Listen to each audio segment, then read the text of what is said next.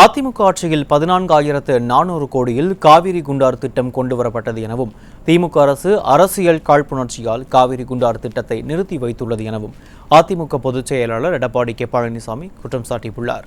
ராமநாதபுரம் மாவட்டம் திருவாடனை RS மங்கலம் பகுதியில் மக்களை காப்போம் தமிழகத்தை மீட்போம் எழுச்சி பயணத்தில் பேசிய அவர் இதனை தெரிவித்தார். அதேபோல இன்றைக்கு இந்த பகுதி செழித்து வளர வேண்டும் என்பதற்காக காவிரி குண்டார் திட்டம் 14,400 கோடியில இந்த ராமநாதபுரம் மாவட்டம் அனைத்து கண்மாயும் நீர் நிரம்பி வழிகின்ற திட்டத்தை கொண்டாந்தோம்.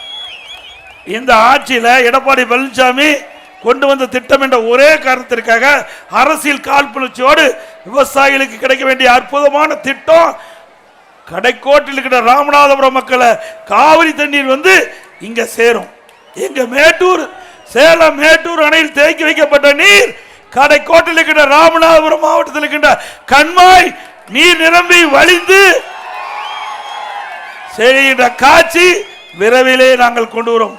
உங்கள் துணையோடு அதிமுக ஆட்சி மலர்ந்த பிறகு இந்த முடக்கப்பட்ட காவிரி குண்டார் திட்டம் நிறைவேற்றி இந்த ராமநாதபுரம் வறட்சி மாவட்டத்தில் இருக்கின்ற விவசாயிகள் மகிழ்ச்சி அடைகின்ற விதமாக இங்கு இருக்கின்ற விவசாய தொழிலாளிகளுக்கு நிரந்தர வேலை கிடைக்கின்ற விதமாக மஞ்சளும் வாழையும் கரும்பு செழித்து வளர்ந்து பசுமையான மாவட்டமாக உருவாக்கி தருவோம் இந்த ராமநாதபுரம் மாவட்டத்தை.